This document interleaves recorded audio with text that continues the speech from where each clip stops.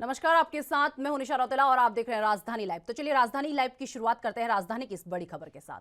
ED ने अखबार national Herald से जुड़े मनी लॉन्ड्रिंग मामले में कांग्रेस अध्यक्ष सोनिया गांधी को पूछताछ के लिए जारी समन की तिथि एक दिन बढ़ाकर 26 जुलाई कर दी है। आपको बता दें कि अधिकारियों ने शुक्रवार को यह जानकारी दी और अधिकारियों ने कहा कि सोनिया गांधी को सोमवार के बजाय अब मंगलवार को ईडी के सामने पेश होना है। फिलहाल तारीख में बदलाव के कारणों का पता नहीं चल सका है।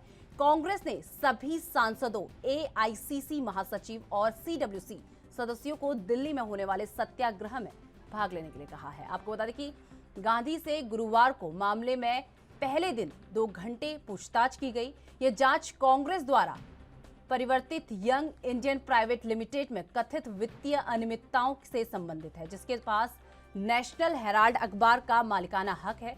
इससे पहले कांग्रेस ने गुरुवार को कहा कि नेशनल हेराल्ड अखबार से जुड़े कथित मनी लॉन्ड्रिंग के मामले में ईडी के समक्ष पेश हुई और सोनिया गांधी जांच एजेंसी के अधिकारियों के कहने के बाद ईडी कार्यालय से लौटी और आगे जब बुलाया जाएगा वो पूछताछ के लिए तैयार है।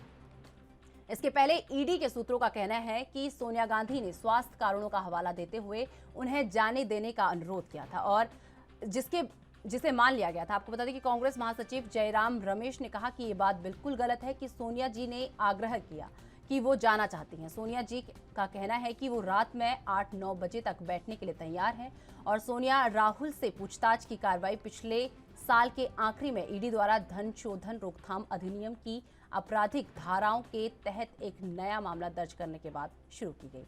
इसमें पहले एक निचली अदालत में 2013 में भारतीय जनता पार्टी के नेता सुब्रमण्यम स्वामी द्वारा दायर एक निजी आपराधिक शिकायत के आधार पर यंग इंडियन के खिलाफ आयकर विभाग की जांच का संज्ञान लिया गया था।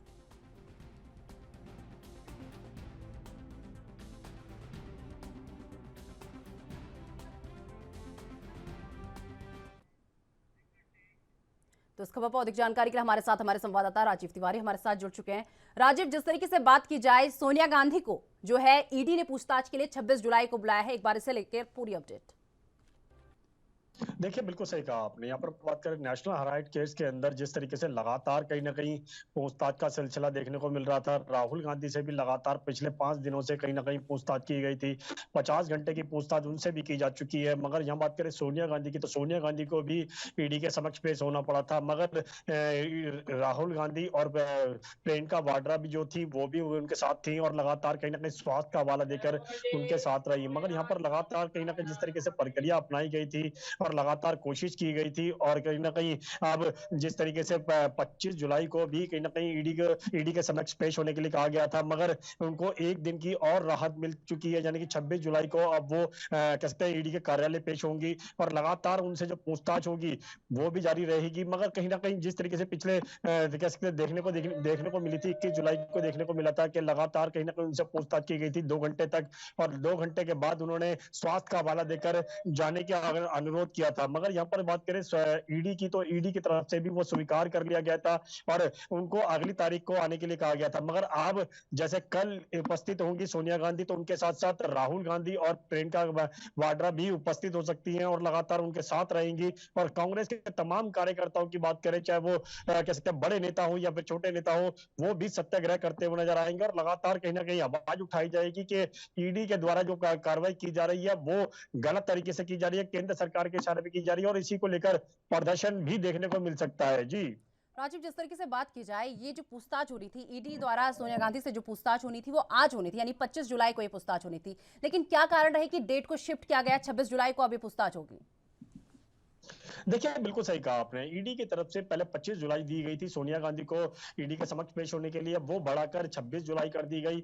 इसका कारण का तो अभी नहीं पता लग पाया कि किस कारणों से ये एक दिन का छूट दी गई है या फिर एक दिन की डेट जो बदल दी गई है वो क्यों बदली है, ये तो पता नहीं है। मगर हाँ, ये जरूर है 26 जुलाई को जरूर सोनिया गांधी जो है वो ईडी के समक्ष पेश होंगी और लगातार कहीं ना कहीं जिस तरीके से उनका स्वास्थ्य का हवाला देकर उन्होंने पिछली बार 21 जुलाई को कहीं ना कहीं जाने का अनुरोध किया था, शायद ये भी 26 जुलाई को भी दोबारा से देखने को मिल सकता है। मगर पूछताछ का जो सिलसिला है वो लगातार जारी है। लगातार ईडी जो है वो अपने सवालों के जवाब जो है वो सोनिया गांधी से जानने की कोशिश कर रहे हैं। मगर लगातार राहुल गांधी से भी पहले पूछताछ हो रही थी, 5 दिनों के बाद में उनसे भी पूछताछ नहीं हुई। अब शायद लगता है कि दोबारा से राहुल गांधी को भी बुलाया जा सकता है और राहुल गांधी से भी पूछताछ की जा सकती है। मगर देखना होगा, जो 21 जुलाई को सोनिया गांधी उपस्थित हुई थी और 1-2 घंटे की पूछताछ के अंदर उन्होंने उसके बाद में जाने का अनुरोध किया। मगर कांग्रेस के तमाम कार्यकर्ता जो थे वो बाहर प्रदर्शन करते हुए नजर आए। ईडी कार्यालय तक भी पहुंचने की कोशिश की गई, जिनको पुलिस के द्वारा डिटेक्ट कर लिया गया। लगातार कहीं ना कहीं इस प्रक्रिया को लेकर प्रदर्शन जो था वो जारी था। मगर ये कह सकते हैं कल भी जिस तरीके से पूछताछ होगी और उसको लेकर भी कांग्रेस के तमाम कार्यकर्ताओं की रणनीति बन चुकी है और वो प्रदर्शन करेंगे, सत्याग्रह करेंगे। और लगातार जो केंद्र सरकार के द्वारा या फिर कहे केंद्र सरकार के इशारे पर जो ईडी काम करता हुआ नजर आ रहा है या सीबीआई जांच करती हुई नजर आ रही है, उसको लेकर भी कहीं ना कहीं घेराव किया जाएगा। मगर देखना होगा कि ये कांग्रेस का जो प्रदर्शन है वो कितना सक्सेस हो पाता है या फिर क्या है केंद्र सरकार के ऊपर कितना दबाव बन पाता है। मगर ईडी की जो कार्रवाई है वो अपनी तरफ से पूरी तरीके से जारी है। जी राजीव, जिस तरीके से बात की जाए 26 जुलाई को जो है ईडी जो है सोनिया गांधी से पूछताछ करने वाली है, लेकिन इस बीच जो है कांग्रेस ने कहा है कि वो शांतिपूर्ण जो है सत्याग्रह भी यहां पर करने की बात कांग्रेस द्वारा की गई है। तो इसे लेकर क्या कुछ अपडेट अभी तक आपको मिल पा रहा है? देखिए, बिल्कुल सही कहा। क्या यहाँ पर बात करें कांग्रेस के तमाम कार्यकर्ताओं की बात करें या फिर बड़े नेताओं की बात करें, बार बार ये कहा जा रहा है कि जब जब ईडी के समक्ष जो है राहुल गांधी या सोनिया गांधी उपस्थित होंगी तब तब ये प्रदर्शन किया जाएगा। सत्याग्रह जरूर नाम दिया जा रहा है इसको, मगर सत्याग्रह के साथ साथ कहीं ना कहीं कांग्रेस की जो उग्रता है वो भी देखने को मिलती है। कह सकते हैं गाड़ियों में भी आग लगाई गई थी, जिसके टायरों में भी आग लगाई गई थी, ये देखने को मिला था। मगर पुलिस अपनी तरफ से पूरी तरीके से कोशिश में है और लगातार इस प्रदर्शन को इतना बड़े बड़े तौर पर नहीं जाने दे रही है। मगर यहाँ बात करें ईडी कार्यालय की, तमाम कोशिशें होती है ईडी कार्यालय तक कांग्रेस की कार्यकर्ताओं की जाने की, मगर उनको भी वहां तक नहीं जाने दिया जा रहा है। और पूरे ईडी कार्यालय के आसपास जितनी भी सुरक्षा है वो बढ़ा दी गई है। और लगातार कांग्रेस के कार्यालय की बात करें तो वहां पर भी दिल्ली पुलिस की तरफ से बहुत बड़े पैमाने पर कार्यकर्ता पुलिसकर्मी जो है वो मौजूद कर दिए गए हैं ताकि किसी को भी प्रदर्शन करने की अनुमति नहीं दी जाए। मगर यहाँ पर जिस तरीके से कांग्रेस के कार्यकर्ताओं की बात करें तो उनकी तरफ से सत्याग्रह जो प्रदर्शन है वो जरूर जारी रहेगा और कल भी यही चीज देखने को मिल सकती है। जी राजीव, जिस तरीके से शांतिपूर्ण सत्याग्रह की यहाँ पर बात की जा रही है, तो यहाँ पर शांतिपूर्ण सत्याग्रह में कौन कौन लोग जो हैं, कौन कांग्रेस के बड़े बड़े नेता जो हैं शामिल हो सकते हैं इस सत्याग्रह में? देखिए, बिल्कुल सही कहा आपने। यहाँ पर बात करें सत्याग्रह के अंदर कौन कौन से चेहरे कांग्रेस के जो उपस्थित हो सकते हैं, अशोक सिंह गहलोत की बात करें, सचिन पायलट की बात करें या फिर और बड़े नेताओं की बात करें, अजय माकन की बात करें या फिर कहें कांग्रेस अध्यक्ष जो है अनिल चौधरी, वो भी उपस्थित हो सकते हैं। यूथ कांग्रेस के जो नेशनल अध्यक्ष हैं वी के श्रीनिवासन, वो भी उपस्थित हो सकते हैं। लगातार ये प्रदर्शन जो था वो पहले भी देखने को मिल रहा था और बड़े नेताओं की कहीं ना कहीं इसके अंदर अरेस्टिंग भी देखने को मिली। मगर यही प्रक्रिया जो है वो कल भी देखने को मिल सकती है और लगातार कहीं ना कहीं कांग्रेस का सत्याग्रह है वो जारी रहेगा। और लगातार जब जब ईडी के समक्ष राहुल गांधी और सोनिया गांधी उपस्थित होंगे तब तब ये प्रदर्शन जो है वो और ज्यादा बढ़ता हुआ नजर आएगा। जी राजीव, जिस तरीके से कल सोनिया गांधी से जो है ईडी पूछताछ करने वाली है, तो कितने बजे सोनिया गांधी ईडी दफ्तर पहुंच सकती है और उनके साथ कौन कौन शामिल हो सकता है?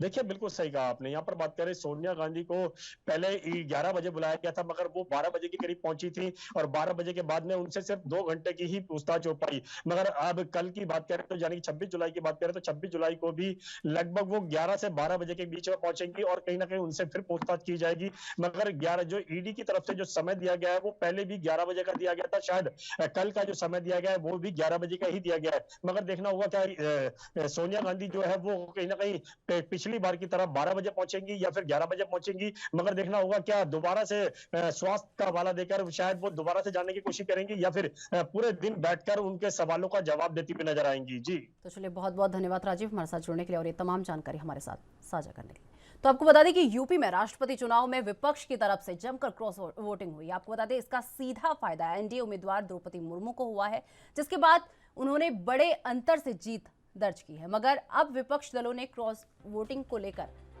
करने वाले नेताओं के खिलाफ एक्शन शुरू कर दिया है। इस मुद्दे को लेकर अखिलेश यादव ने ओम प्रकाश राजभर और चाचा शिवपाल यादव को पत्र लिखा है।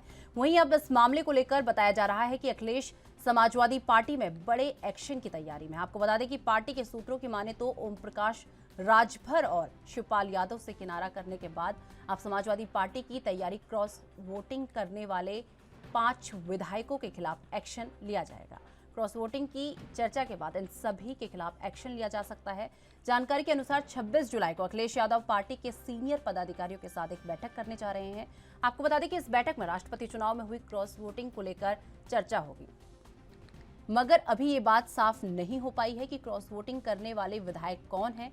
लेकिन पार्टी को कुछ नाम पता चले हैं जिन पर शक है कि शायद इन्हीं विधायकों ने राष्ट्रपति चुनाव में क्रॉस वोटिंग की है और चुनाव से पहले ही ओम प्रकाश राजभर और शिवपाल ने किनारा कर लिया था।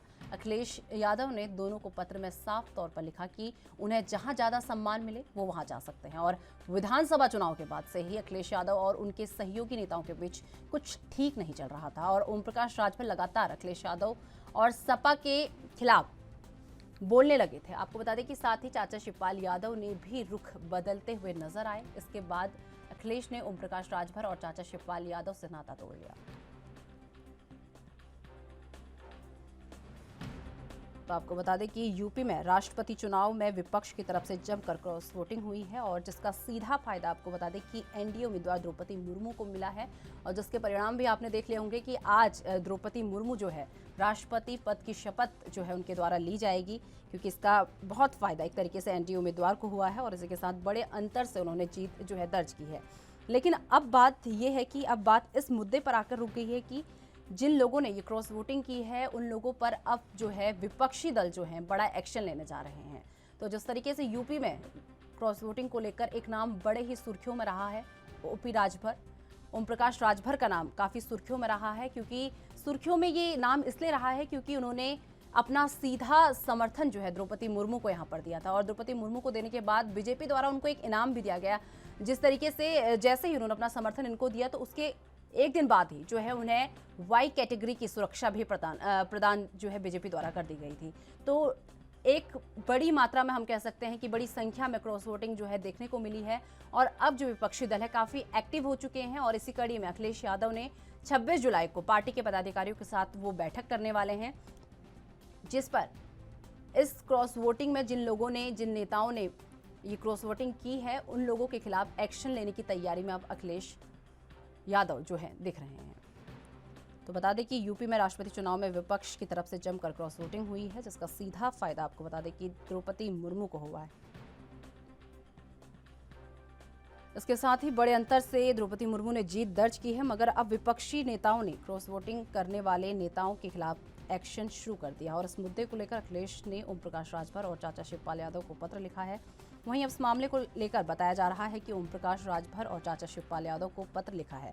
वहीं आपको बता दें इस मामले में ये बताया जा रहा है कि अखिलेश यादव पार्टी में बड़े एक्शन की तैयारी में है। आपको बता दें कि पार्टी के सूत्रों की माने तो ओम प्रकाश राजभर और शिवपाल यादव से किनारा करने के बाद अब समाजवादी पार्टी की तैयारी क्रॉस वोटिंग करने वाले 5 विधायकों के खिलाफ एक्शन लिया जा सकता है।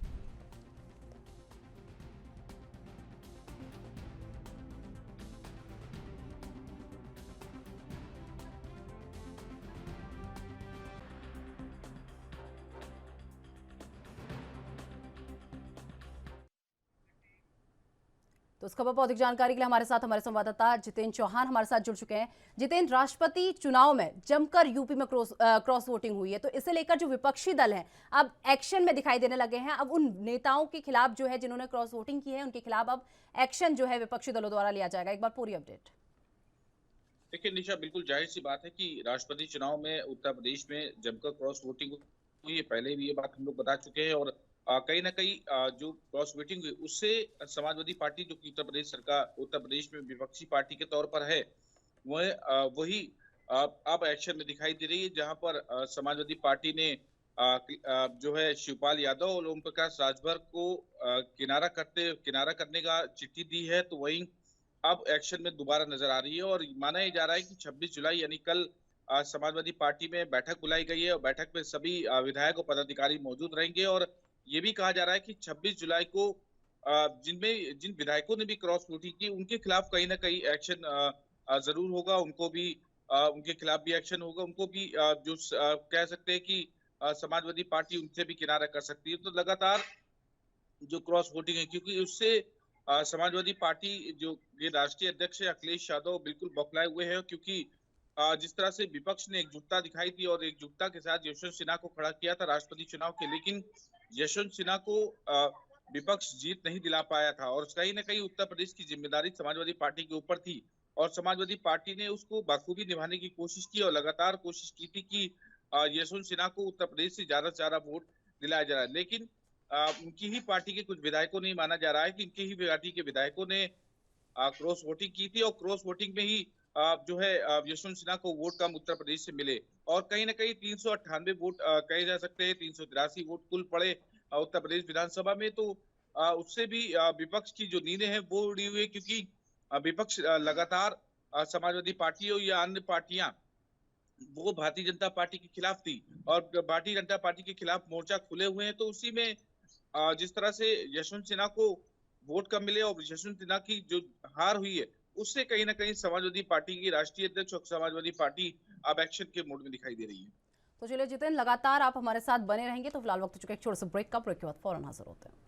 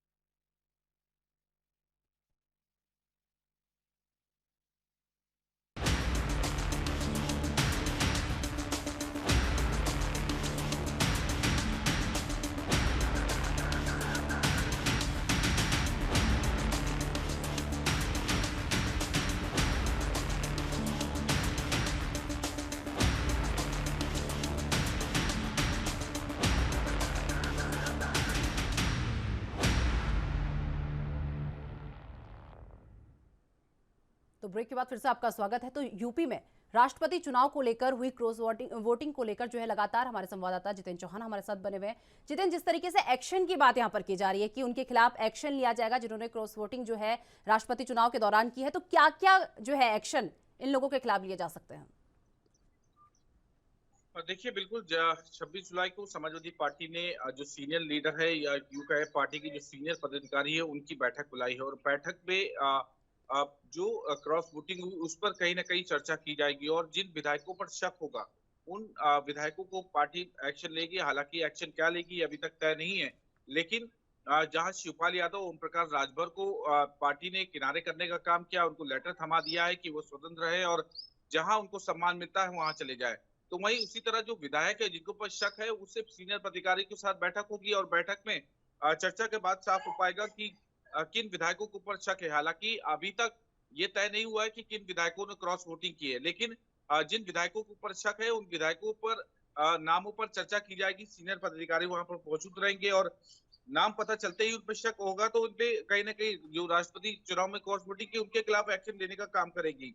और ये साफ तौर पे कहा जा सकता है जिस तरह से समाजवादी पार्टी ने या उनकी राष्ट्रीय अध्यक्ष ने जिस तरह से शिवपाल यादव, ओम प्रकाश राजभर को किनारा किनारा करने का काम किया है, उसी तरह भी विधायकों से भी कहीं ना कहीं उनके ऊपर शक होगा। अगर शक उनका यकीन में तब्दील होता है तो जाहिर सी बात है कि उनके ऊपर एक्शन लेगी, लेकिन पार्टी क्या एक्शन लेगी अभी फिलहाल तय नहीं है। लेकिन इस पूरी रणनीति को लेकर जहां विपक्ष पूरी तरह से मुस्तैद था कि राष्ट्रपति चुनाव में विपक्ष एकता के साथ वोट करे और जिताने का काम करे, तो उसी तौर पे लगातार कि आखिरकार हमारी पार्टी में कौन सी इंक्वायरी करने वाले विधायक है जिन्होंने वोटिंग की है, और वोटिंग के बाद पार्टी क्या एक्शन लेती है फिलहाल अभी कहना थोड़ा मुश्किल है। लेकिन कहीं ना कहीं पार्टी एक्शन जरूर लेगी ऐसा बताया जा रहा है। जितेंद्र, जिस तरीके से 26 जुलाई को जो है अखिलेश यादव एक बैठक करने वाले हैं अपने पदाधिकारियों के साथ, जिसमें ये जो है ये सुनिश्चित किया जाएगा कि ये क्रॉस वोटिंग जो हुई है इसमें कौन कौन नेताओं के नाम शामिल है, ये पूरी बैठक जो है इससे लेकर संबंधित रहेगी। लेकिन इस बैठक में कौन कौन लोग जो है अखिलेश यादव के अलावा कौन कौन लोग जो है इसमें शामिल हो सकते हैं? देखिए, रामगोपाल वर्मा समेत जो तमाम जो और तमाम जो सीनियर लीडर हैं समाजवादी पार्टी के, अखिलेश यादव रहेंगे, रामगोपाल यादव रहेंगे, और भी जो सीनियर पदाधिकारी जो एमएलसी हैं वो कहीं ना कहीं इसमें मौजूद रहेंगे। और साफ तौर पर कहा जा सकता है कि सीनियर लीडर समाजवादी पार्टी के जो हैं वो यहाँ पर मौजूद रहेंगे, क्योंकि अवधेश कुमार हो सकते हैं, वो इसमें मौजूद रह सकते हैं, रामगोपाल यादव मौजूद रह सकते हैं, अखिलेश यादव वहाँ पर मौजूद रहेंगे, और चौधरी वो भी वहाँ पर मौजूद रहेगा, राजेश चौधरी भी मौजूद रहेंगे। तो ऐसे सीनियर जो लीडर होंगे समाजवादी पार्टी के, जो पार्टी के साथ लगातार कदम से कदम मिलाए, कुछ शासन से उनके साथ में चल रहे हैं, वो सीनियर लीडर वहाँ पर मौजूद रहेंगे।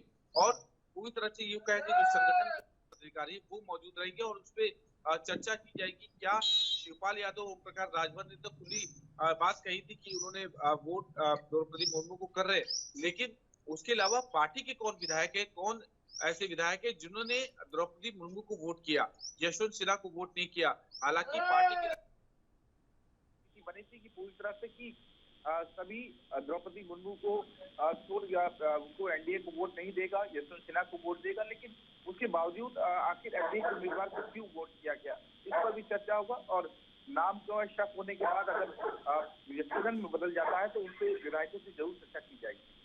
तो चलिए, बहुत बहुत धन्यवाद जितेंद्र हमारे साथ जुड़ने के लिए और ये तमाम जानकारी हमारे साथ साझा करने के लिए।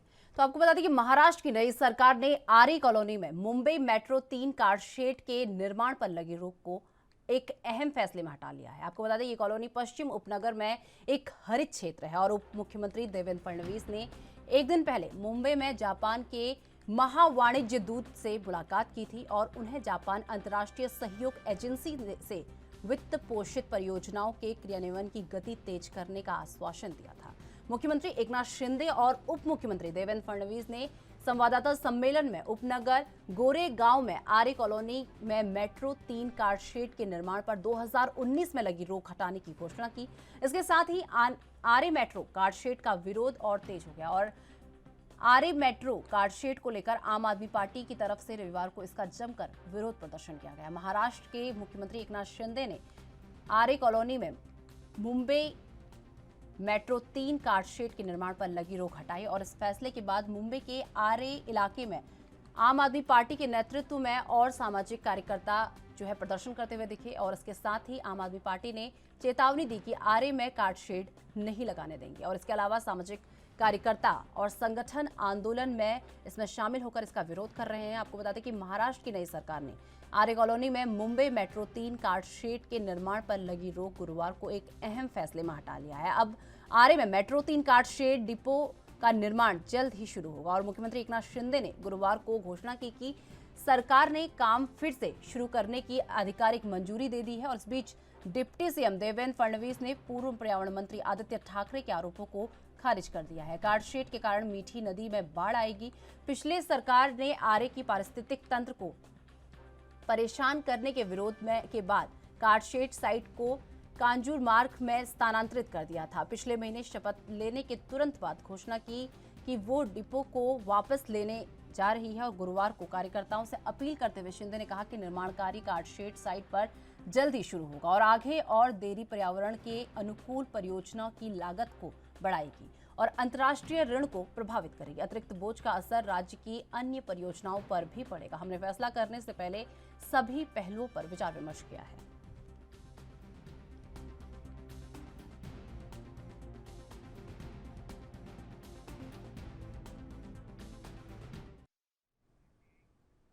तो उस खबर पर अधिक जानकारी के लिए हमारे साथ हमारे संवाददाता सत्य प्रकाश सोनी हमारे साथ जुड़ चुके हैं। सत्य प्रकाश, जिस तरीके से बात की जाए, महाराष्ट्र में जो है आर्य कॉलोनी में मेट्रो कार शेड के निर्माण पर जो रोक थी उसे हटा दिया गया है, एक फैसले में उसे हटा दिया गया है, तो इसे लेकर क्या कुछ अपडेट आपके पास है? बिल्कुल निशादी, देखिए उद्धव ठाकरे की सरकार ने मेट्रो कार सेट को लेकर जिस तरह से आर्य कार सेट प्रकल्प 3 को प्रतिबंध लगा दिया था, उसके बाद एकनाथ शिंदे और देवेंद्र फडणवीस की सरकार बनते ही उसे हटा दिया गया।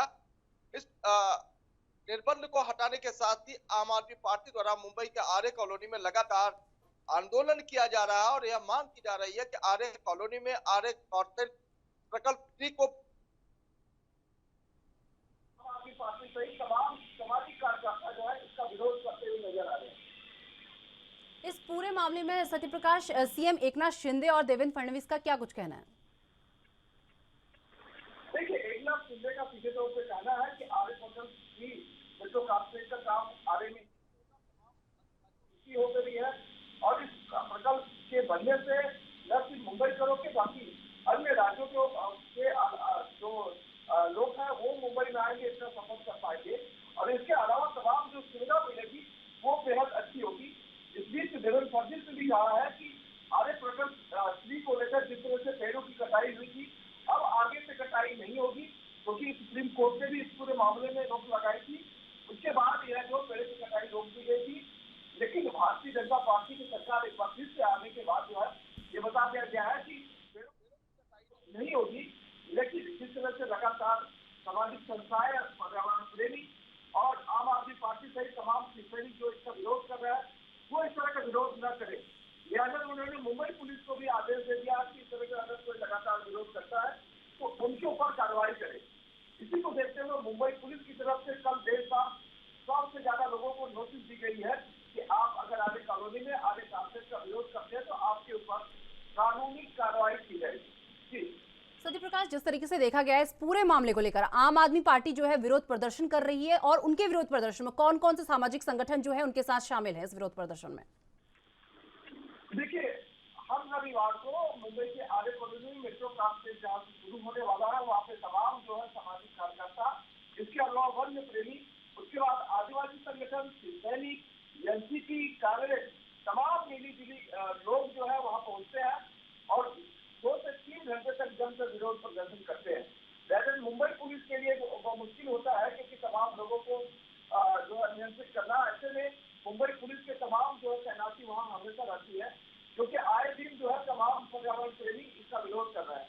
हालांकि यह विरोध तब से शुरू हुआ जैसे ही एकनाथ शिंदे की सरकार बनी और ये कहा गया कि मेट्रो कार सेट प्रकल्प 3 का काम आर्य से ही किया जाएगा। उसके बाद से लगातार मुंबई के आर्य कॉलोनी में पिकनिक पॉइंट पर जो है इसका विरोध प्रदर्शन शुरू किया गया। लगातार प्रदर्शन किया जा रहा। आज भी बजट पोस्टर लगाए गए हैं और लगातार यह बात की जा रही है कि आर्य मेट्रो कार सेट नहीं बनने दिया जाएगा, क्योंकि आर्य मेट्रो कार सेट अगर आर्य कॉलोनी में बनता है तो मीठी नदी में बाढ़ आ सकती है।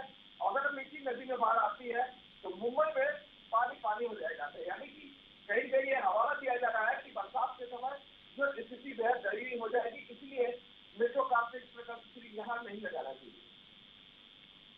सत्य प्रकाश, जिस तरीके से मेट्रो कार शेड को लेकर जो है जो शिवसेना के एक शिंदे गुट है वो भी इसका विरोध करता हुआ नजर आ रहा था, तो इसका क्या जो शिंदे गुट है उसका क्या कुछ कहना है इसे लेकर? देखिए, शिंदे गुट का कहना है सीधे तौर पर कि विकास के रास्ते अगर कुछ चीजें आती है तो उसे जो है समझना जरूरी है। ऐसे में विकास किया जा रहा है। मेट्रो कार सेट आगे से न सिर्फ विकास होगा बल्कि सरकार का पैसा बचेगा और मुंबई करोड़ का टैक्स बचेगा, क्योंकि 4000 करोड़ की लागत से जिस तरह से आर्य प्रकल्प की शुरुआत की गई थी, उसके बाद जो है इस पर रोक लगा दी गई। शिवसेना द्वारा रोक लगाई गई और लेकिन इस बीच भारतीय जनता पार्टी ये कह रही है कि रोक हटाकर जो वही काम किया जाएगा। लेकिन एकनाथ शिंदे की सरकार आते ही आधिकारिक तौर पर यह रोक हटा दी गई है और उस पर काम भी शुरू कर दिया गया है। तमाम संबंधित अधिकारियों की नियुक्ति भी कर दी गई। तो जाहिर तौर पर अब आर्य मेट्रो कार सेट का प्रकल्प जो है यही से शुरू किया जाएगा। यह सरकार की योजना है। लेकिन आम आदमी पार्टी सहित तमाम विरोध जो पार्टी बैठी है उसका सीधे तौर पर कहना आर्य कार सेट यहाँ बनने नहीं देंगे। तो जाहिर तौर पर विरोध का दौर जारी है, लेकिन सरकार की जो योजना है वो योजना बनते रहेगी, इस तरह की सरकार से कहना है। तो चलिए बहुत बहुत धन्यवाद सत्य प्रकाश हमारे साथ जुड़ने के लिए और ये तमाम जानकारी हमारे साथ साझा करने के लिए। तो आपको बता दें कि हिमाचल में कांग्रेस को 2 का जवाब भाजपा 8 से देगी, यानी कि कांग्रेस ने 2 भाजपा नेताओं को अपने पक्ष में कर लिया है। तो दूसरी ओर भाजपा ऐसे 8 लोगों की सूची बना चुकी है जिन्हें अपने पक्ष में कांग्रेस द्वारा की तरफ से किया जा सके। ये नेता कांगड़ा, मंडी, शिमला, सोलन आदि जिलों से हैं।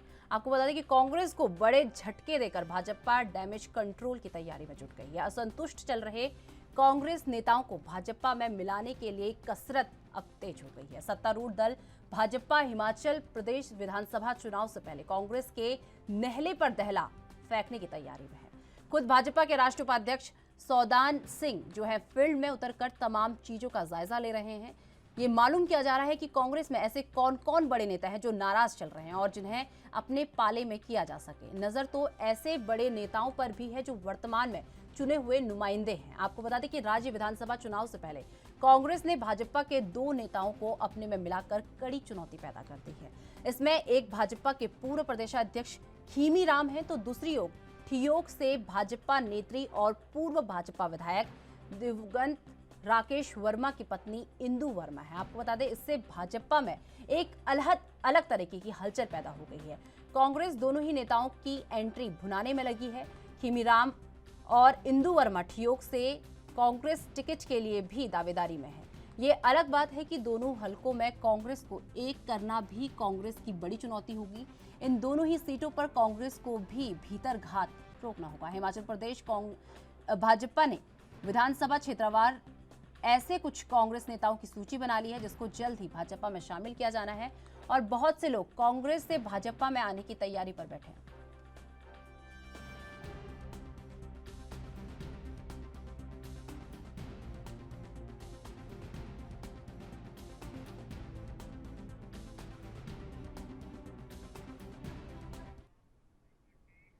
तो इसके बाद अधिक जानकारी के लिए हमारे साथ हमारे ब्यूरो चीफ टीना ठाकुर जी हमारे साथ जुड़ चुके हैं। टीना जी, हिमाचल में कांग्रेस को 2 का जवाब 8 से देने की तैयारी में जो है भाजपा अब जुट गई है, क्योंकि कांग्रेस ने भाजपा के 2 जो नेता थे उन्हें अपनी तरफ कर लिया। क्या कुछ अपडेट आपको मिल पा रहा है?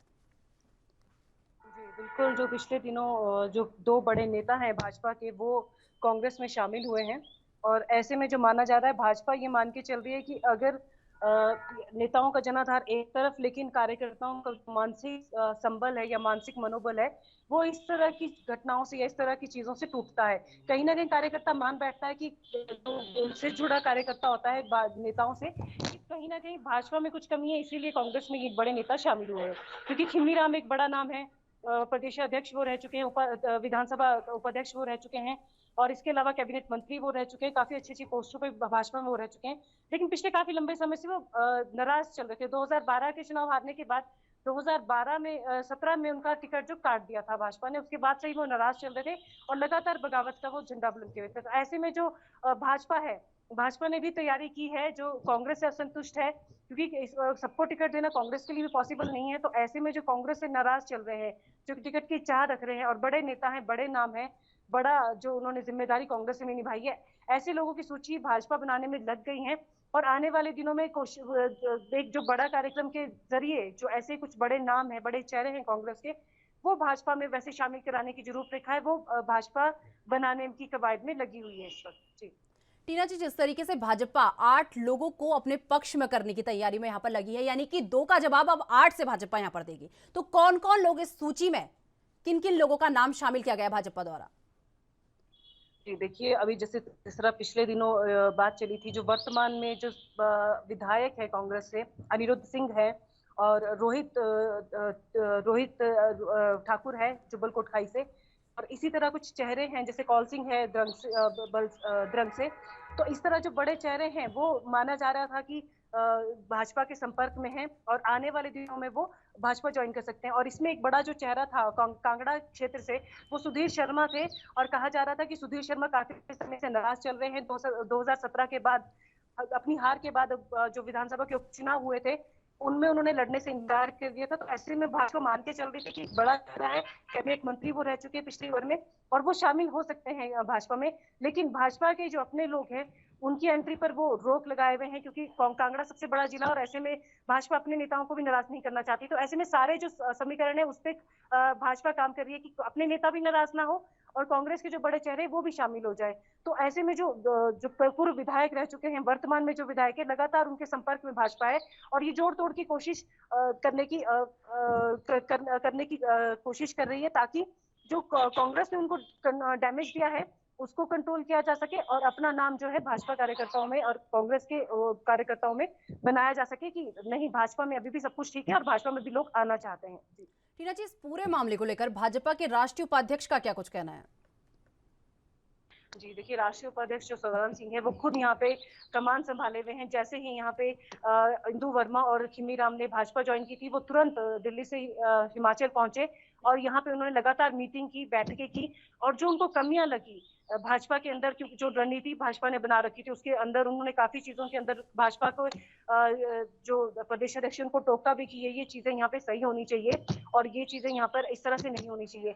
तो वो लगातार खुद कमान संभाले हुए हैं और वो लगातार खुद संपर्क में है कांग्रेस के नेताओं के। तो उनका यही कहना है कि आने वाले दिनों में कांग्रेस देखेगी कि अब वो उन्होंने जो दो नेता उनके लिए है उसके बदले भाजपा उनको कितना बड़ा डैमेज देने जा रही है, ये कांग्रेस को देखना होगा आने वाले दिनों में। ये सदानंद सिंह का कहना है, जो राष्ट्रीय उपाध्यक्ष है। टीना जी, जिस तरीके से बात की जाए, कांग्रेस में अगर देखा जाए तो शुरू से ही तालमेल जो है बैठता हुआ नजर नहीं आ रहा, तो इसका कितना फायदा अब बीजेपी यहाँ पर सीधा सीधा उठा सकती है? जी देखिए, क्योंकि कांग्रेस के पास अभी ये सत्ता में आने का एक बड़ा जो मिशन है वो है, क्योंकि अभी जो लगातार गुटबाजी, लगातार अंतरकलह है वो हमेशा कांग्रेस की नजर आ रही थी और लगातार कांग्रेस के जो नेता हैं वो एकजुट कहीं नजर नहीं आ रहे थे। तो ऐसे में जो भाजपा ने ये सब चीजों का आंकलन किया और देखा कि कहाँ कौन से नेता कांग्रेस के छिटक सकते हैं, तो ऐसे में जो कांग्रेस के जो बड़े चेहरे हैं उनके साथ उन्होंने संपर्क किया। और अभी जो कांग्रेस है, हालांकि जो ईडी वाला मामला था, सोनिया गांधी वाला पुलिस भर्ती लीक मामला था, इसमें कांग्रेस ने एकजुटता दिखाई, सारे के सारे नेता इनके एक साथ धरना प्रदर्शन में शामिल हुए और आने वाले दिनों में कांग्रेस का ये कहना है कि इससे भी ज्यादा वो आक्रामकता के साथ भाजपा पे प्रहार करेगी। और पिछले ही दिनों जो है कांग्रेस के जो हिमाचल के नेता है, बड़े नेता है, उनकी जो दिल्ली में बैठक हुई, दिल्ली में चिंतन किया गया कि किस तरह जो भाजपा की सत्तारूढ़ सरकार है उनके खिलाफ हमलावर हुआ जाए और कैसे जनता के बीच जाकर उनकी जो जन विरोधी नीतियां हैं उनके खिलाफ प्रचार किया जाए। टीना जी, जिस तरीके से बात की जाए, विधानसभा चुनाव काफी नजदीक हिमाचल में है, तो इस बीच अब सवाल ये उठता है कि यहाँ पर जो है, चाहे बीजेपी को ले लीजिए, चाहे कांग्रेस को ले लीजिए, चाहे आम आदमी पार्टी को ले लीजिए, काफी ये सभी लोग अपनी तैयारियों में पूरी तरीके से जुट गए हैं, लेकिन सवाल ये उठता है कि इन सब में किसके बीच में सबसे ज्यादा टक्कर देखने को मिल रही है? जी अभी देखिए, क्योंकि अभी जो हिमाचल में जो परंपरागत टक्कर रही थी वो भाजपा और कांग्रेस के बीच रही थी, लेकिन अभी आम आदमी पार्टी ने एंट्री मारी है और कहा जा रहा है कि जो आम आदमी पार्टी है वो धरातल पे काफी अच्छी तरह से काम कर रही है।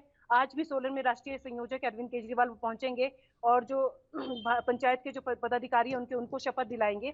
तो ऐसे में अभी कांग्रेस और जो आम आदमी पार्टी है उनके थोड़ा सा मुकाबला देखा जा सकता है, लेकिन जो असल मुकाबला होगा वो परंपरागत तौर पे कांगड़ा, ये भाजपा और कांग्रेस के बीच ही देखा जाएगा। जी से जो बीजेपी है लगातार प्रयास कर रही है, तो क्या क्या तैयारियां बीजेपी ने अपनी तरीके से पूरी कर ली अपनी तरफ से? जी देखिए, अगर प्रचार और प्रसार के मामलों की बात की जाए तो भाजपा दोनों पार्टियों से कहीं आगे चल रही है। कई केंद्रीय नेताओं की इन्होंने यहाँ पे मीटिंगें करवा दी है, बैठकें करवा दी हैं और आईटी और जो सोशल मीडिया सेल है इनका, उनकी कई बैठकें यहाँ पे हो चुकी है और उसकी बैठकों में टिप्स देने के लिए केंद्र से नेता यहाँ पर पहुंचे हैं। और अगर आपको बताएं कि भाजपा की जो तैयारी है वो जो सितंबर तक की जो अपनी रूपरेखा है वो तैयार कर चुकी है और इसमें जो प्रधानमंत्री की रैली है जिसको युवा गर्जना रैली का नाम दिया गया है, उसकी जो अभी तैयारियां भाजपा इस वक्त कर रही है।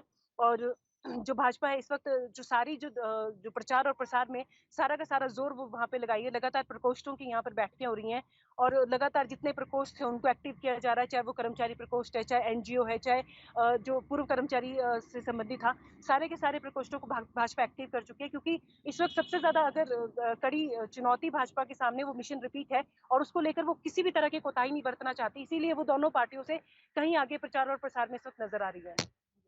बहुत धन्यवाद टीना जी, हमारे साथ जुड़ने के लिए और ये तमाम जानकारी हमारे साथ साझा करने के लिए। तो आपको बता दें कि छत्तीसगढ़ विधानसभा के मानसून सत्र का आज चौथा दिन है और आपको बता दें कि पटल पर कई वार्षिक प्रतिवेदन रखे जाएंगे और इसके साथ ही ध्यान आकर्षण में एक बार फिर भूमाफियाओं का मुद्दा आएगा। विधानसभा के 6 सदस्य इस याचिका को प्रस्तुत करेंगे और लॉ एंड ऑर्डर पर भी एक बार सदन में हंगामे की उम्मीद जताई जा रही है। अगर वहीं तीसरे दिन के मानसून सत्र की बात की जाए तो शून्यकाल में भाजपा ने शिक्षा कर्मियों की वेतन विसंगति, कर्मचारियों का डीए 22% से बढ़ाए जाने, मनरेगा और पंचायत कर्मियों के वेतन विसंगति दूर करने सहित कई मामलों पर स्थगन लेकर चर्चा करने की मांग की। नेता प्रतिपक्ष धर्मलाल कौशिक ने सरकार को घेरते हुए कहा कि घोषणा पत्र पूरा नहीं करना जनता को धोखा देना है। जो कमेटी बनाई जाती है उस पर प्रतिवेदन अब तक नहीं दिया गया। मंत्री शिव डहरिया ने कहा कि भाजपा ने 2003, 2008 और 2014 में जो घोषणाएं की थी उसका क्या हुआ। नेता प्रतिपक्ष धर्मलाल कौशिक ने स्कूलों में बच्चों और शिक्षकों द्वारा शराब पीने का मामला भी उठाया। आपको बता दें कि भाजपा ने इस मुद्दे पर सदन में हंगामा भी किया और ये तो खैर मानसून सत्र खत्म होने के बाद ही पता चल पाएगा कि मानसून सत्र का चौथा दिन कितना हंगामेदार रहा।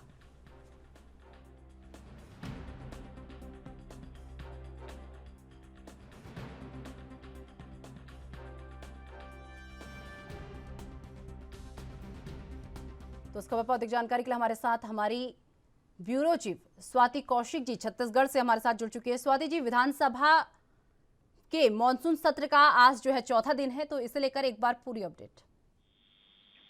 निशा, देखिए आज मानसून सत्र का चौथा दिन है। सदन हंगामेदार और देर तक चलने की संभावनाएं हैं क्योंकि बहुत से ऐसे मुद्दे हैं जिन पर आज आधे आधे घंटे की चर्चा जो है वो स्वीकृत हुई है। और ध्यान आकर्षण का जो विषय है आज निशा, उसमें जो भी कांग्रेस के विधायक है धर्मजीत जी, बीजेपी के विधायक है बृजमोहन अग्रवाल जी और बीजेपी के ही विधायक है सौरभ सिंह, इन लोगों ने आज ध्यान आकर्षण में जो सरकारी भूमि पर अतिक्रमण का मुद्दा है उसको लेकर ध्यान आकर्षण लगाया है। तो वहीं विधायक सत्यनारायण शर्मा जी जो है उनने आरटीआई में गरीब बच्चों की पढ़ाई को लेकर ध्यान आकर्षण मुद्दे लगाए हुए हैं। तो आज अगर देखिए तो लगभग 8 शासकीय निधि विषय पर चर्चा होनी है। तो वहीं विभागीय मंत्री अलग अलग 8 संशोधन विधेयक प्रस्तुत करेंगे सदन में। जी निशा। स्वाति जी, अगर बात कर लें मानसून सत्र के तीसरे दिन की अगर बात कर ले तो उसमें क्या कुछ अहम रहा? देखिए निशा, मानसून सत्र के तीसरे दिन लगभग 3000 करोड़ का जो है वो अनुपूरक बजट पेश किया गया था, जो बहुत महत्वपूर्ण था। सदन इस पूरे जो आने वाला जो समय है छत्तीसगढ़ के लिए, उसके लिए तो विपक्ष ने लगातार उस पे आरोप लगाया था कि जो बजट आप दे रहे हैं, क्योंकि ये इस पूरे सत्र का अगर हम ये फाइनेंशियल ईयर की बात करें 2022 और 23 जो फाइनेंशियल ईयर की अगर हम बात करें तो अप्रैल 2023 में ये फाइनेंशियल ईयर खत्म होगा। तो ये मानसून सत्र में जो अनुपूरक बजट आया तो ये इस एक साल का पहला अनुपूरक बजट था जो लगभग 3000 करोड़ का है। और इसमें अगर हम चर्चा की बात करें तो विपक्ष के जो विधायक हैं, पुराने मंत्री रहे हैं अजय चंद्राकर जी, उन्होंने सबसे पहले इस पे पक्ष को घेरते हुए कहा कि आप जो बजट पेश करने जा रहे हैं इसमें राजस्व व्यय जो है वो अधिक है और पूंजीगत व्यय है वो कम है। तो ये पहला ऐसा बजट हम देखने जा रहे हैं, ऐसा आरोप उनका था। तो वहीं इस पर जो प्रदेश कांग्रेस अध्यक्ष है कोंडागांव विधायक मोहन मरकाम जी ने इस पर अपनी बात रखते हुए कहा कि जिस हिसाब से अगर अभी प्रदेश की प्रगति देखें, जिस हिसाब से गोधन न्याय योजना और किसानों की धान खरीदी और बाकी स्कूलों के निर्माण की अगर हम बात करें तो उसको देखते हुए इस बजट की स्वीकृति बहुत जरूरी है। ये सारी बातें जो है वो कल तीसरे दिन सदन में शुक्रवार को हो चुकी है। तो अनुपूरक बजट पेश करने के बाद सदन जो है और उसमें अनुपूरक बजट में ये भी बात आई थी कि लगभग 10,000 नए शिक्षक भर्ती अभी किए जाने हैं प्रदेश में। इसके पहले की जब हम बात करें तो 14,000 भर्तियों की बात की थी सरकार ने। तो वो 14,000 भर्तियों की प्रक्रिया ऑलरेडी प्रदेश में चल रही है। कोरोना को रीजन बताते हुए मुख्यमंत्री ने इसमें कहा था कि कोरोना काल की वजह से बहुत सारी चीजें जो है वो वेरीफाई नहीं हो पाई हैं। तो अब समय कोरोना का खत्म हुआ है तो वो प्रक्रियाएं तो चली रही हैं, उसमें से भी आधे से ज्यादा लोगों की नियुक्तियां हो चुकी हैं। अब जो बचे हुए लोग हैं उनकी नियुक्तियां उसी क्रम में चल रही है। लेकिन उसके बाद ही जो 10,000 शिक्षकों की नई भर्तियां हैं इस पर उन्होंने बात की कि ये आने वाले समय में ये भर्तियां की जाएंगी। तो वहीं अगर निशा बात करें तो अनुपूरक पे भरपूर चर्चा हुई थी शुक्रवार को। अनुपूरक पे चर्चा के बाद सदन को आज तक के लिए मतलब सोमवार तक के लिए स्थगित कर दिया गया था। तो आज प्रश्नकाल भी हंगामेदार रहने की आशंका जताई जा रही है। प्रश्नकाल के बाद ध्यान आकर्षण में भी बहुत गंभीर आरोप लगाने की तैयारी में विपक्ष है, क्योंकि भूमाफियाओं के खिलाफ हमेशा से यहाँ आवाज उठती रही और लॉ एंड ऑर्डर के जो मुद्दे हैं वो हमेशा विपक्ष उठाता रहा है। इसके बाद की अगर हम बात करें तो 8 जो शासकीय विधि विषय पर है वो सारे ही बहुत महत्वपूर्ण दिख रहे हैं और सभी पर आधे आधे की घंटा जो है वो विधानसभा ने अध्यक्ष महोदय ने स्वीकृत की है। तो आज बहुत हंगामेदार रहने की आशंका जताई जा रही है। निशा, स्वाति जी, आज का मॉनसून सत्र जिस तरीके से आपने कहा काफी हंगामेदार आज का मॉनसून सत्र रहने वाला है, तो वो कौन से अहम मुद्दे होंगे जहां पर आज विपक्ष सरकार को घेर सकता है? वो कौन से बहुत ज्यादा इंपॉर्टेंट मुद्दे होंगे जो आज विपक्ष जिससे सरकार को घेरेगा यहाँ पर? देखिए, विपक्ष जब सरकार को घेरते हैं निशा, वो वही मैंने बताया अभी कि ध्यान आकर्षण के माध्यम से विपक्ष अपनी बातें रखता है और सरकार को घेरने की कोशिश करता है। अब प्रश्नोत्तरी में क्या है वो तो अभी जब आएगा हमारे हाथ में तब हम भी समझेंगे कि आज कौन कौन से विषय पर चर्चा होनी है, सदन में कौन कौन से विभागों के प्रश्न लगे हैं। पर ये जो आज जो चर्चा होनी है जिस पर विपक्ष सरकार को घेरने की कोशिश करेगा वो भूमाफिया को लेकर है, आरटीआई में गरीब बच्चों की पढ़ाई को लेकर है और उद्योग नीति जो है, स्पंज आयरन शिमला और अकलतरा क्षेत्र है छत्तीसगढ़ में, जहाँ पे स्पंज आयरन उद्योगों के विरोध में जो किए जा रहे काम है उसको लेकर सदन का मामला आज गर्मा सकता है, ऐसी आशंका जताई जा रही है। जी निशा। स्वाति जी, जिस तरीके से अभी तक 3 मॉनसून सत्र जो है पूरे हो चुके हैं, अब चौथा मॉनसून सत्र जो है आज होने वाला है, तो इस तरीके सीएम भूपेश बघेल का कोई रिएक्शन सामने आया हो? जी देखिए निशा, इस मॉनसून सत्र के 3 दिन पूरे हो चुके हैं, आज चौथा दिन है और इसमें 6 बैठकें होनी है। तो अगर हम सीएम साहब के रिएक्शन की बात करें तो परसों उन्होंने जब शुक्रवार को अनुपूरक बजट पेश किया था, उसके बाद उन्होंने जिस हिसाब से चीजों को लेकर चर्चा की थी, जो उन्होंने बताया था कि ये छत्तीसगढ़ का अपना डेवलपमेंट मॉडल है जिसपे गाय, गरीब, किसान और प्रकृति सबकी चिंता की जा रही है। इस हिसाब की बातें उन्होंने मीडिया से की थी और नई भर्तियों के लिए उन्होंने आश्वस्त किया था कि ये प्रक्रियाएं जल्द पूरी की जाएंगी। निशा। स्वाति जी, आज जिस तरीके से चौथा दिन है मॉनसून सत्र का, तो कौन कौन अहम चेहरे आज इसमें शामिल होंगे? देखिए, अहम चेहरों की अगर हम बात करें तो मॉनसून सत्र है, विधानसभा में तो वैसे सबकी उपस्थिति अनिवार्य है, पर जो डे 1 से जो मॉनसून सत्र चालू हुआ है तो फर्स्ट डे से स्वास्थ्य मंत्री जो है वो सदन में नहीं है, तो ऐसी संभावनाएं जताई जा रही है कि आज वो उपस्थित हो सकते हैं। चलिए, बहुत बहुत धन्यवाद स्वाति जी हमारे साथ जुड़ने के लिए और ये तमाम जानकारी हमारे साथ साझा करने के लिए।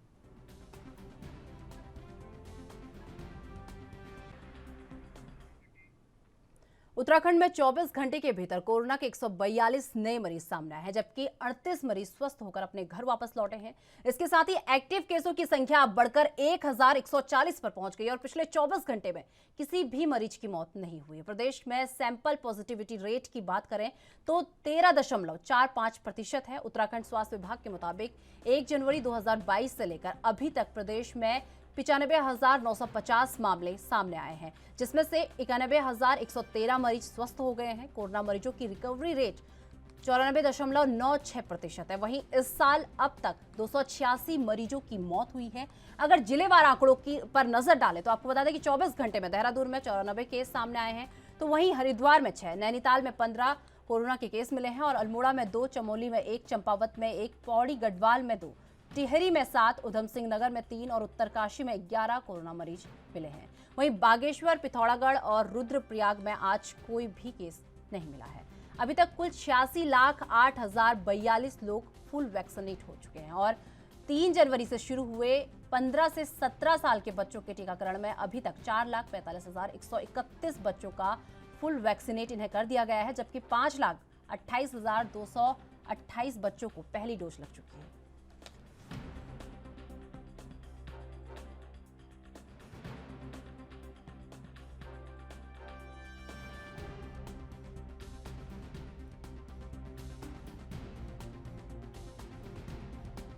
अधिक जानकारी के लिए हमारे साथ हमारे संवाददाता यशराज हमारे साथ जुड़ चुके हैं। यशराज, जिस तरीके से बात की जाए जो है प्रदेश में लगातार कोरोना का ग्राफ बढ़ते जा रहा है, तो रोजाना कितने केस कोरोना के देखने को मिल रहे हैं प्रदेश में? जी बिल्कुल, उत्तराखंड में 24 घंटे के भीतर कोरोना के 142 नए मरीज मिले हैं, जबकि 38 मरीज स्वस्थ होकर घर लौट गए हैं। इसके साथ एक्टिव केस की संख्या बढ़कर 1140 पहुंच गई है।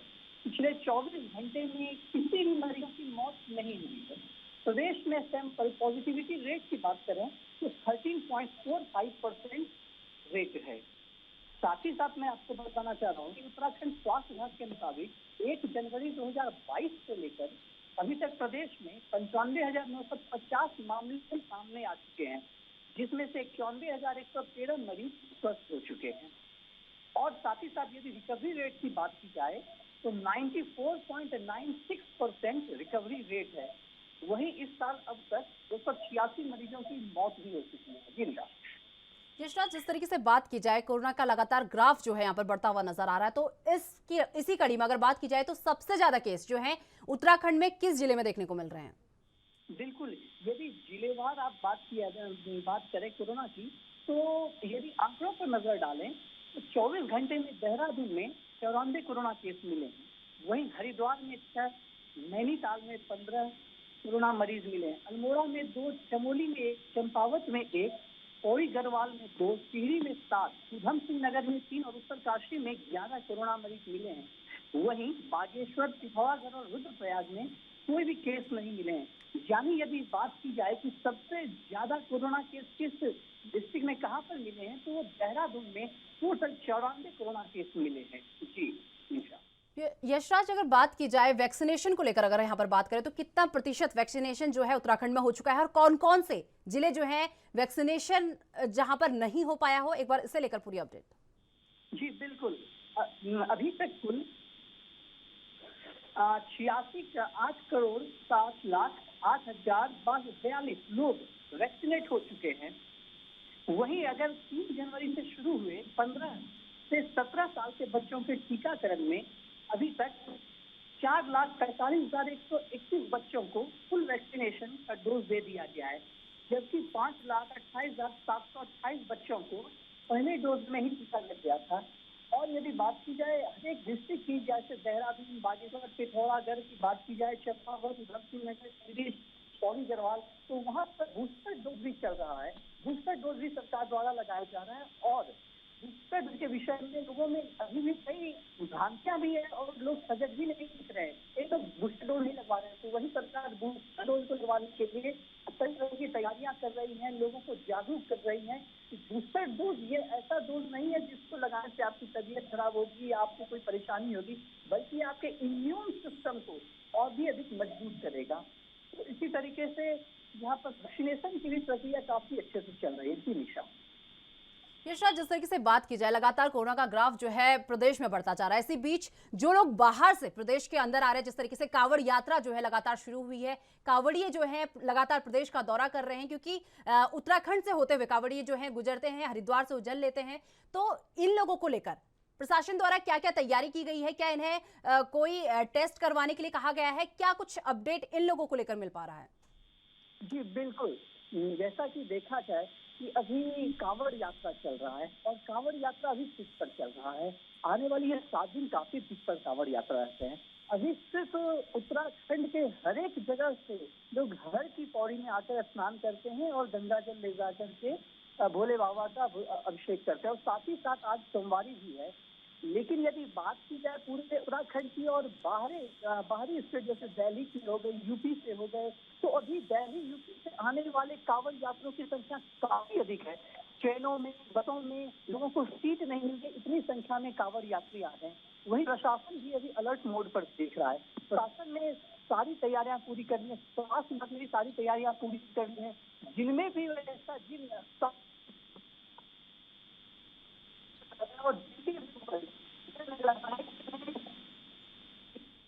परेशानी हो रही है, कोई भी गंभीर बीमारी का शिकार हो रहे हैं, तो उन्हें सबसे पहले टेस्ट कराया जाता है। और सबसे पहले मेले में शुरू होने से पहले सभी से अच्छी यात्री है कि अपना एंटीजन टेस्ट वो करवा लें, कोरोना टेस्ट वो करवा लें, जिस आधार पर ना तो आपको कोई परेशानी होगी, ना तो बाहर से आने वाले लोगों को परेशानी होगी। क्या सरकार इससे काफी मुस्तैद नजर आ रही है, प्रशासन भी इसके लिए काफी मुस्तैद नजर आ रही है। प्रशासन बार बार लोगों से यह अपील कर रही है, चाहे वो डीजे के माध्यम हो या अन्य किसी माध्यम से बराबर अपील करें कि वो बूस्टर डोज का भी प्रयोग करें। जिन्होंने तीसरा डोज लगा लिया है वो बूस्टर डोज का प्रयोग अपने जिन्होंने 30 डोज नहीं लगाया वो भी अपना डोज लगा ले। इस ढंग से शासन के द्वारा बार बार ये अपील की जा रही है। जी निशा। तो चलिए बहुत बहुत धन्यवाद यशराज हमारे साथ जुड़ने के लिए और ये तमाम जानकारी हमारे साथ साझा करने के लिए। तो आपको बता दें कि लगातार जिस तरीके से कोरोना का ग्राफ, कोरोना का कहर जो है उत्तराखंड में भी देखने को मिल रहा है, तो जिस तरीके से अभी हमारे संवाददाता ने लगातार आपसे कोरोना को लेकर पूरी अपडेट यहाँ पर साझा की, तो आपको बता दें उस अपडेट के मुताबिक आपको बता दें कि उत्तराखंड में 24 घंटे में 142 नए केस जो है सामने आए हैं और अब तक 38 मरीज जो हैं स्वस्थ होकर अपने घरों को लौटे हैं। और वहीं आपको बता दें अगर एक्टिव केसों की संख्या की बात की जाए तो एक्टिव केसों की संख्या यहाँ पर 1140 पर पहुंच गई है। पिछले 24 घंटे में अभी तक किसी भी मरीज की कोरोना की वजह से मौत नहीं हुई है। और इसी के साथ प्रदेश में सैंपल पॉजिटिविटी रेट की अगर बात की जाए तो ये 13.45% पर है।